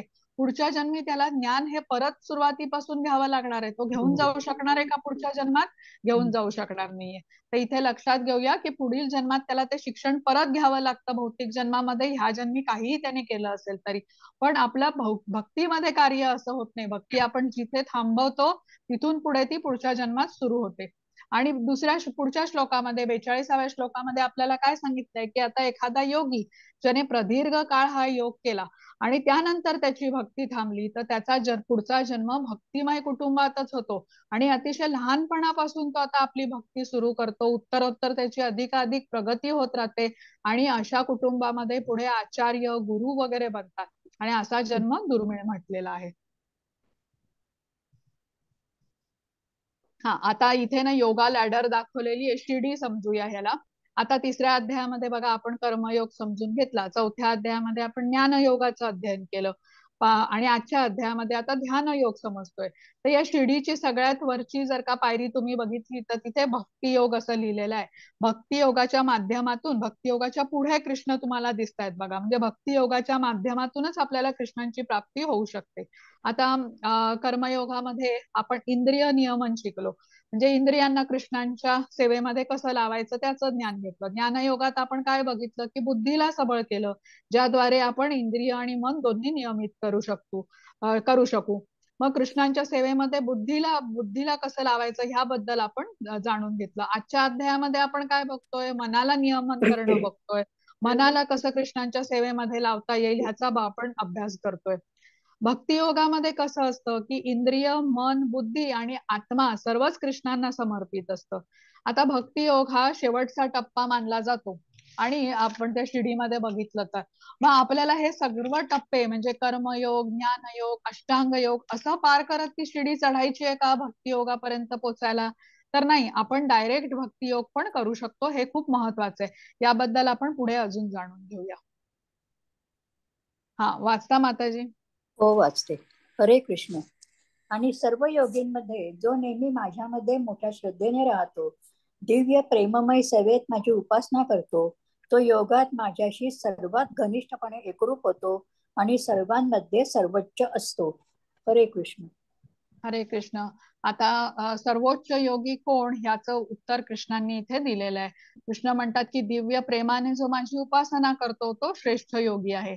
आता या चित्रामध्ये बघा कृष्णांचे सर्व गोप सवंगडी दाखवलेत आणि वृंदावनवासी कृष्णांवर अतिशय प्रेम करत असत, आपण माहितीये. आणि ह्यामध्ये जी वर्णनं केलेली आहेत सर्व वृंदावनवासियांचं वर्णन आहे. अंतःकरणात माझं चिंतन करतात, माझी प्रेममयी सेवा करतात. तर असे हे वृंदावनवासी होते. आणि कृष्णाला मारायला बघा वृंदावनामध्ये अनेक असुर पाठवत असे कंस, आणि किती त्यांना त्रास होत असे त्याचा, पण त्यांनी कधी तक्रार केली नाही. कृष्णाला कधी असं म्हटलं नाही की तुम्ही वृंदावन सोडून दुसरीकडे जा. उलट त्यांच्यावरती काही आपत्ती आली, संकट आलं, तर ते केवळ कृष्णांचा धावा करत असत, आणि कृष्णही त्यांच्या सर्व संकटातून त्यांचं रक्षण करत असत. आता आपल्याला भक्ती म्हणजे कसं की संकट आलं तर कृष्णांची आठवण करायची, आपलं संकट त्यांना सांगायचं, आणि कृष्णांनी आपल्याला मदत केली तर आपण भक्ती त्यांची पुढे चालू ठेवायची. मदत नाही केली तर आपण भक्ती करणं सोडून द्यायचं, असं नाहीये. हे बरोबर नाही, हे अयोग्य म्हटलं जातं. वृंदावनवासियांचं उदाहरण घेऊया आपण. निरंतर सेवेत होते कृष्णांच्या, अनन्य भक्ती असं म्हटलेलं आहे. कृष्णांवरती मनापासून प्रेम करत होते, आणि कृष्णही त्यांच्यावरती अतिशय प्रेम करत होते. तर कृष्णांना जाणण्यासाठी भक्ती हा एकमेव मार्ग आहे. भक्त्या माम अभिजानाति असं 18व्या अध्यायामध्ये कृष्ण सांगतात. मला जाणून घेण्याचा एकमेव मार्ग म्हणजे भक्ती मार्ग आहे, आणि इथे भक्तियोगी हा सर्वात श्रेष्ठ आहे. जसं आपण आधीच्या त्या स्लाइड मध्ये बघितलं की आपल्याला कर्मयोग, ज्ञानयोग, अष्टांग योग असं करत करत भक्ती योगामध्ये जाण्याची गरज नाहीये. आपण डायरेक्टली भक्तियोग पण करू शकतो. हे याचं महत्व आहे. हा, आता आपण आज जसं म्हटलं की 1/3 भगवद्गीतेचं अध्ययन आपण पूर्ण केलेलं आहे, आणि उद्यापासून आपण भक्ती योगाला सुरुवात करतोय. जो मधला टप्पा हा खूप महत्वाचा आहे. कृष्णांनी हा भक्ती योग जो आहे तो कर्मयोग आणि ज्ञानयोग ह्याच्यामध्ये अतिशय जपून ठेवलेला आहे, कारण तो खूप मौल्यवान आहे. आता ह्या आत्मसाक्षात्काराच्या वेगळ्या वेगळ्या ज्या पद्धती आहेत ईश्वर प्राप्तीसाठी, त्या आपल्याला ह्या अध्यायातून अजून आपण ह्याच्याबद्दल जाणून घेऊया. आता इथे चित्रामध्ये आपल्याला सत्ययुगाबद्दल सांगितलेलं आहे. आता सत्ययुगात कसं होतं, माणसाचं आयुष्य पण खूप मोठं असायचं. 1,00,000 वर्षाचं आयुष्य असायचं, आणि आपण ऐकलेलं असतं कुठले ऋषी मुनी वगैरे त्या काळामध्ये 10-10, 20-20 हजार वर्ष तपस्या करत असत. म्हणजे घर कुटुंबापासून वेगळं राहून वनामध्ये अशी खडतर तपस्या ते करत असत. ऊन वारा पाऊस याची काही काळजी न करता, मन विचलित न होता एकाग्रपणे हे असं करू शकत असत. हे सत्ययुगाचा मार्ग होता ईश्वर प्राप्तीसाठी. मग त्रेतायुग आलं. त्रेतायुग मध्ये ईश्वर प्राप्तीसाठी लोक यज्ञ करत असत. आता 1,00,000 वर्षापासून माणसाचं आयुष्य जवळजवळ 10,000 वर्षाचं झालेलं आहे. आता त्या काळामध्ये होम हवन करण्यासाठी जी शुद्ध हवन सामग्री असायची, मंत्र उच्चारण करायला ब्राह्मण होते, हे सर्व त्यावेळेला उपलब्ध होतं. त्यामुळे मोठे मोठे यज्ञ पार पाडले जायचे. हे यज्ञ करायला वेळ पण अतिशय मोठा बराच वेळ लागायचा. आता त्यानंतर आता द्वापार युग आलं. द्वापार युग मध्ये विस्तारित पूजा, दान धर्म, अन्नदान वगैरे करण्याची प्रथा होती ईश्वर प्राप्तीसाठी. आता ह्या तिन्ही युगात केलेल्या जाणाऱ्या गोष्टी म्हणजे सत्ययुगामध्ये केले जाणारं तपस्या, खडतर तपस्या, त्रेतायुग मध्ये होम हवन, आणि द्वापार युगामध्ये केल्या जाणाऱ्या विस्तारित पूजा आपल्याला कलियुगामध्ये करणं शक्य आहे का? कलियुगामध्ये आपलं आयुष्य आता जेमतेम 100 वर्षाचं झालेलं आहे. आपण कठोर तपस्या अशी करू पण शकत नाही सत्ययुगाच्या सारखी. एवढी आपली शारीरिक क्षमता पण राहिलेली नाहीये, मानसिक क्षमता पण नाहीये. कलियुगातल्या लोकांचं वर्णन पण मंद आयु म्हणजे अल्प आयु म्हटलं जातं, मंद बुद्धी, आळशी असं केलं जातं. आता आपण अष्टांग योगामधली जी आसनं वगैरे आहेत त्याच्यामध्ये अनेक काळ बसण्याचा विचारच करू शकत नाही. वन पण उरलेली नाहीत, किंवा एकांत पण आपण आपल्याला कुठे मिळणार नाही. त्यामुळे सत्ययुगातली जी ईश्वर प्राप्तीची जी पद्धत होती ती आपल्याला शक्य नाहीये. त्याच्यानंतर आता त्रेतायुगामध्ये यज्ञ केले जायचे, तेव्हा जी मिळत होती, जी सामग्री मिळत होती, हवन सामग्री किंवा स्पष्ट उच्चारण करणारे ब्राह्मण होते, तेही आता मिळत नाहीत आपल्याला. किंवा जी हवन सामग्री सध्या आहे, तूप वगैरे लागतं, हे किती महाग झालेलं आहे, त्यामुळे आपल्याला तेही शक्य नाही. आता विस्तारित पूजा द्वापार युगात ज्या केल्या जायच्या ते करायला आपल्याकडे वेळ पण उरलेला नाहीये. मग कलियुगासाठी काय बरं आपल्याला सांगितलंय, तर आपण जे मंद भाग्य माणसं आहोत, आळशी माणसं आहोत, कलियुगातली अल्पायू माणसं म्हटली जातात, त्यांच्यासाठी जो लाभ आता सत्ययुगामध्ये या लोकांना इतकी खडतर तपस्या करून मिळायचा, तोच लाभ आपल्याला नामस्मरणाने मिळू शकतो, नामजपाने मिळू शकतो. म्हणून हरे कृष्ण महामंत्राचा आपल्याला जप करायला सांगतात. म्हणजे कृष्णांनी आपली सर्व शक्ती या नामामध्ये दिलेली आहे. कृष्ण आणि त्यांचं नाम भिन्न नाहीये, आणि तोच लाभ आपल्याला मिळणार आहे. म्हणजे एवढी खडतर तपश्चर्या करून जो लाभ त्या व्यक्तीला मिळत असे, तो आपल्याला नामजपाने पण मिळणार आहे. आता लिफ्ट आणि जिना अशी इथे एक तुलना दाखवलेली आहे. आता नामस्मरण किंवा हरिनामाचा जप करणं म्हणजे या लिफ्टचा वापर करण्यासारखं आहे असं म्हटलेलं आहे. कर्मयोग, ज्ञानयोग, अष्टांग योग असं करत करत आपल्याला भक्ती योगापर्यंत चढण्याची गरज नाहीये. आता जाऊ पण शकतो आपण, पण त्याला खूप आपल्याला वेळ लागेल, अनेक जन्म लागतील आपण भक्ती योग पायरी चढायला. या अशा पद्धतीने आपण पायऱ्या चढत गेलो तर. पण भक्ती योग कसा आहे, कृष्णांपर्यंत जाण्यासाठी लिफ्टचा वापर करावा. एखादी आता उंच बिल्डिंग आहे, आपण जिना चढून गेलो तर आपण वरच्या मजल्यावर पटकन पोचू का लिफ्टचा वापर केल्यावरती पोचू, तशी ही अवस्था आहे. तर म्हणून नामजप आपल्याला सांगितलेला आहे सगळ्यात उत्तम आणि पटकन सोपा आपल्याला जमेल असा हा मार्ग आहे, ज्याचा वापर करून आपण कृष्णांपर्यंत पटकन पोचू शकतो. आता इथे आपल्याला चैतन्य महाप्रभू दाखवले संकीर्तन करत असताना, ज्यांनी आपल्याला हरे कृष्ण महामंत्र दिलेला आहे त्यांची आठवण आपण प्रथम करतो, म्हणून तो पंचतत्व मंत्र म्हणतो आणि मग हरे कृष्ण महामंत्राचा आपण जप करतो. आता मंत्र म्हणजे काय, तर जो आपल्याला मुक्त करतो, मनुष्याला मुक्त करतो, म्हणून तो मंत्र म्हटलेला आहे. मुक्त करून कृष्णांपर्यंत घेऊन जातो असा त्याचा अर्थ आहे. कुठला जप आपल्याला करायचा आहे, तर हरे कृष्ण कृष्ण कृष्ण हरे हरे, हरे राम राम राम हरे हरे. इथे आपल्याला श्रीला प्रभुपाद दाखवलेले आहेत जप करत असताना. आता संकीर्तन करताना इथे काही स्वामी दाखवलेत हरे कृष्ण महामंत्राचं. जेव्हा आपण एकटं करतो तेव्हा तो जप म्हटला जातो, जेव्हा इतरांच्या बरोबर आपण मिळून करतो तेव्हा त्याला संकीर्तन म्हटलं जातं. संकीर्तन आपण वेगळ्या चालीमध्ये करू शकतो, वाद्यांच्या साथीने करू शकतो आणि सर्वजण ह्या गोष्टीचा लाभ घेऊ शकतो. आता काही शास्त्रातील आपल्याला संदर्भ सांगितलेले आहेत ते आपण बघूया. नामस्मरण किती पवित्र आहे याची माहिती आपल्याला दिलेली आहे. आता इथे नारायण संहितामध्ये म्हटलंय की कलियुगात लोकांनी फक्त भगवंतांच्या पवित्र नामाचा जप केला पाहिजे. आता पुढची जी स्लाइड आहे, कृष्ण यजुर्वेदामधील कलिसंतरण उपनिषदामध्ये म्हटलेलं आहे की सर्व वैदिक साहित्याचा शोध घेतल्यानंतर हरे कृष्णाच्या जपापेक्षा या युगासाठी धर्माची पद्धत अधिक उदात्त सापडेल. चैतन्य चरितामृत आदिलीला 17.21 हरेर नाम हरेर नाव केवलम कलौ नास्ति एव नास्तिर गतीर अन्यथा. म्हणजे या भांडणाच्या आणि दांभिकतेच्या युगात मुक्तीचे एकमेव साधन म्हणजे परमेश्वराच्या पवित्र नामाचा जप. दुसरा कुठलाही मार्ग नाही, दुसरा कोणताही मार्ग नाही. 3 वेळा सांगितलेलं आहे, म्हणजे किती महत्वाचं आहे हे समजू शकतो आपण. मग श्रीमद भागवतातला पण आधार घेतलेला आहे 12.3.51 कलियुगाबद्दल म्हटलेलं आहे इथे की माझ्या प्रिय राजा, कलियुग जरी दोषांनी भरलेले असले तरी या युगात एक चांगला गुण पण आहे आणि तो असा की हरे कृष्ण महामंत्राचा जप केल्याने मनुष्य भौतिक बंधनातून मुक्त होऊ शकतो आणि अतींद्रिय राज्यात उन्नत होऊ शकतो. म्हणजे कलियुगासाठी आपल्याला खूप सोपा मार्ग करून सांगितलेला आहे. 10.25 भगवद्गीता यज्ञानाम जप यज्ञोस्मी, यज्ञांचा मी पवित्र नामजप आहे. म्हणजे कृष्णांनी आपली सर्व शक्ती नामामध्ये दिलेली आहे. जो कोणी नामाचा जप करेल तो नक्की कृष्णांपर्यंत पोहोचणार आहे.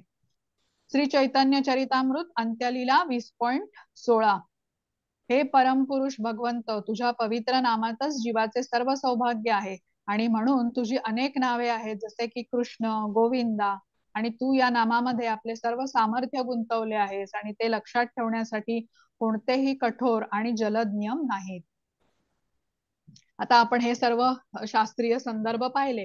शास्त्रीय संदर्भ बघितल्यावरती आपल्या मनात आता काही संशय राहायला नको की भगवंतांचा जप जो आहे तो भगवंत नामाचा जप जो आहे, नामस्मरण आहे, आपल्याला निश्चित मुक्त करतं, सर्व भौतिक बंधनातून मुक्त करतं. आपण जर का सुरू केलं नसेल नामस्मरण करायला तर निश्चित आपण लवकरात लवकर करूया. आता इथे महामंत्राचा जप करत असताना कुठल्या गोष्टींचं पालन करावं याबद्दल आपल्याला थोडंसं सांगितलेलं आहे, ते आपण जाणून घेऊया. महामंत्राचा जप करत असताना पंचतत्व मंत्राचा जप प्रथम करावा. आता पंचतत्व मंत्र आपल्याला सांगितलेला आहे श्री कृष्ण चैतन्य प्रभू नित्यानंद श्री अद्वैत गदाधर श्रीवासादी गौर भक्तवृंद. आता चैतन्य महाप्रभूंनी 500 वर्षापूर्वी आपल्याला हा मंत्र दिला आणि त्यांचे भक्त, त्यांचे सर्व अनुयायी यांनी त्यांना सहकार्य केलं, म्हणून आपण हरे कृष्ण महामंत्राचा जप सुरू करण्याआधी पंचतत्वांचा आशीर्वाद घेतो, त्यांना सांगतो की जप करत असताना आमच्याकडून काही अपराध झाला तर आम्हाला क्षमा करा आणि मग आपण महामंत्राचा जप करू लागतो. आता मंत्र ऐकता येईल इतक्या जोरात म्हणावा. प्रत्येक शब्दाचा स्पष्ट उच्चार असावा. जप आदरपूर्वक भक्तिभावाने व एकाग्र चित्ताने करावा. कोणत्याही स्थळी बसून अथवा चालताना कोणत्याही दिशेकडे तोंड करून जप करता येईल. कोणत्याही वेळी जप करता येईल, तथापि पहाटे ब्रह्ममुहूर्तावरती जप करणे अधिक श्रेयस्कर. जप स्नानापूर्वी अथवा नंतर करण्यात येईल. जप करताना तो मोजणे श्रेयस्कर आहे. शक्यतो 108 मणी असलेल्या तुळशी माळेवर जप करावा. आता महामंत्राचा जप करताना कुठल्या गोष्टी करू नयेत असं आपल्याला सांगितलेलं आहे. आता बघा, काही जणांना मंत्र लिहितात. आता लिहित असताना आपण हातांचा वापर करतो, हो ना. तर जास्तीत जास्त इंद्रिय आपल्याला कशा प्रकारे मंत्र जपामध्ये लावता येतील, त्यासाठी आपण बघा तोंडाने बोलतो, जिभेने बोलतो, कानाने ऐकतो आणि हाताने आपण माळ फिरवतो. तर जास्तीत जास्त इंद्रिय आपण त्याच्यामध्ये लावल्यामुळे आपला फायदा होतो. आणि आपण जेव्हा बोलतो तेव्हा हा मंत्र इतरांच्याही कानावर पडतो. कुटुंबातील आपले इतर सदस्य असतील किंवा प्राणी असतील, वृक्ष असतील, सर्व जीवांच्या कानी हा पडतो आणि तो त्यांच्यावरही प्रभाव करत असतो. आता जप करताना कुठल्या गोष्टी करू नयेत, तर महामंत्रांच्या काही शब्दांचा जप करू नये. पूर्ण मंत्र आपल्याला म्हणायचा आहे. हरे कृष्ण कृष्ण कृष्ण हरे हरे, हरे राम राम राम हरे हरे. मग माळेतील कृष्णमणीवरती जप करू नये. पुस्तक, मोबाईल, फोन, वर्तमानपत्र वाचताना, टीव्ही पाहताना जप करू नये. जप करताना लक्ष आपलं जप करण्याकडेच असायला हवं. मग आता जप करण्याचे आपल्याला विविध फायदे सांगितलेले आहेत तिथे. कर्मफळापासून मुक्ती मिळते. आपण म्हटलं होतं कृष्णांचं एक नाम एवढं सामर्थ्यशाली आहे की अनेक जन्मांची पापं ते नष्ट करू शकतो. वाईट सवयी, व्यसनांपासून मुक्ती तरुण पिढीसाठी खूप महत्वाचं आहे की सध्याच्या अवस्थेत आपले विचार व इच्छांचे आपण गुलाम आहोत आणि हे सर्व आपल्यामध्ये बदल घडवून आणायचे असतील तर आपल्याला जप केला पाहिजे. हिप्पींचं उदाहरण आहे. प्रभुपादांनी त्यांच्याही वाईट सवयी हरे कृष्ण महामंत्राच्या जपाने हळूहळू करून त्यांनी सोडल्या होत्या. चिंता व ताण तणावापासून मुक्ती यासाठी पण जप करतात. आता या स्वामींच्या आपण चेहऱ्याकडे बघू शकतो, त्यांना निश्चित हा आनंद मिळतो आहे, मनशांती मिळते आहे असं म्हटलंय. बघा किती आनंदाने ते नृत्य करताना दिसतात. खरा निर्मल आनंद, हात उंचावून नृत्य करतायत लईमध्ये. निश्चित त्यांना ह्याचं समाधान मिळतं आहे, म्हणूनच ते एवढे आनंदी आहेत. आत्मज्ञान मिळतं. हरे कृष्ण मंत्राबद्दल आता लोक काय म्हणतात. आता आपलं कसं आहे, international society for Krishna consciousness म्हणजे इस्कॉन असं आपण त्याचा फुल फॉर्म बघितला होता. तर प्रभुपादांनी ही चळवळ कुठे अमेरिकेमध्ये स्थापन केली होती इस्कॉन. तर देश विदेशातले लोक या आपल्या चळवळीमध्ये इस्कॉन बरोबर जोडलेले आहेत. प्रभुपादांनी भ्रमण करून सर्वांपर्यंत कृष्ण भक्ती पोचवली होती, कृष्ण नामाचं महत्व पोचवलं होतं. आता या लोकांचे प्रत्येकाचे काही काही अनुभव आहेत जप करण्याबद्दल, ते आपण जाणून घेऊया. इथे जॉर्ज हॅरिसन आहे, मोठा हा म्युझिशियन होता ब्रिटन मधला. तो म्हणतोय की ही खरोखरच ईश्वराचा साक्षात्कार होण्याची प्रक्रिया आहे. त्यानंतर महामंत्राचा जप सुरू केल्यापासून सर्व काही मला अनुकूल असे घडायला लागलेले आहे. हे जीन क्लॉड हॅलीचे म्हणजे 3M इंटरनॅशनल फ्रान्स मधले हे तरुण दिग्दर्शक आहेत, त्यांचं असं म्हणणं आहे. हरे कृष्ण मंत्राच्या जपामुळे मी आयुष्यातील चढ उतार सहजपणे आत्मविश्वासाने व मनशांतीने पार करू शकलो. हे अल्बर्ट ब्रश म्हणजे फोर्ड्स मोटरचे मालक आहेत, त्यांचं असं म्हणणं आहे. तेही कृष्णाचे भक्त आहेत. आता हे भारतीय उद्योगपती आहेत ND देसाई. ते म्हणतात, बऱ्याच वर्षापासून मी हरे कृष्ण महामंत्राचा जप करत आहे आणि मला यापेक्षा आनंददायक काहीही मिळालेले नाही.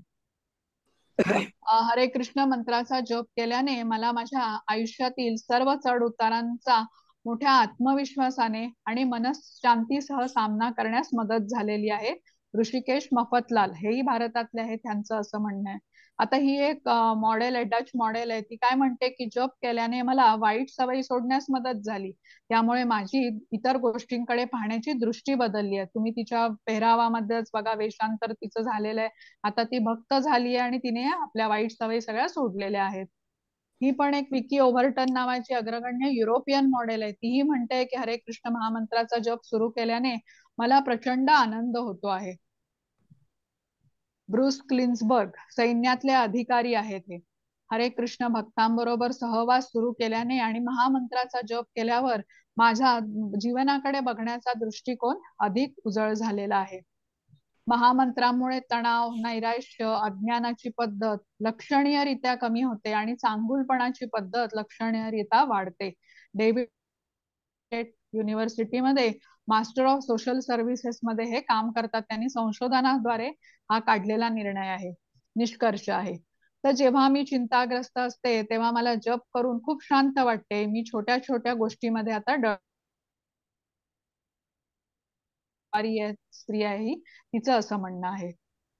आता हे रमेश लाल टोरंटो हेल्थ स्पाचे मालक आहेत. त्यांचं म्हणणं आहे की हरे कृष्ण महामंत्राचा जप केल्याने कृष्ण भावनेवरील अधिकृत पुस्तके वाचल्याने मला खूप शांती मिळालेली आहे. तुम्ही देखील नाम जप करू शकता आणि आनंदी राहू शकता. आता इथे आपण काय समजून घ्यायचं आहे की हे सगळे बघा विविध क्षेत्रामधले लोक आहेत, समाजातल्या विविध क्षेत्रामध्ये काम करणारे लोक आहेत. हे सगळ्यांच्या जीवनावरती मंत्र जपाचा काहीतरी सकारात्मक प्रभाव झालेला आपल्याला दिसतो. कोणाला शांती लाभली म्हणून सांगतोय, कोणी वाईट सवयी सुटल्या म्हणून सांगतायत, तणाव कमी झालाय, एकाग्रता वाढली, एकटेपणा वाटत नाही, असे वेगवेगळे अनुभव त्यांनी दिलेत लोकांना. म्हणजे सर्वांना मंत्र जप करण्याचा फायदाच झालेला आहे.